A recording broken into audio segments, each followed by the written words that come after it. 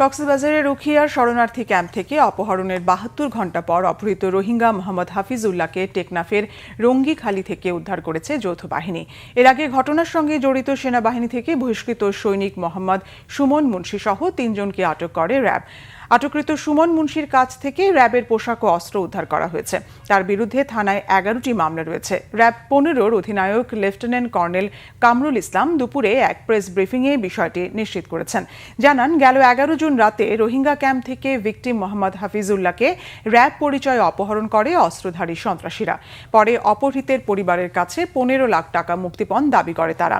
শুক্রবার বিকেলে গোয়েন্দা তথ্যের ভিত্তিতে র্যাব একটি দল অপহরণের হোতা ডাকাত সর্দার শাহ আলমের বাড়িতে হানা দিয়ে আফ্রিদি ও আব্দুল গফুর নামে ২ জনকে আটক করা হয়। সংবাদ সম্মেলনে বিজিবি, পুলিশ ও আর্মড পুলিশ ব্যাটালিয়নের কর্মকর্তারা উপস্থিত ছিলেন।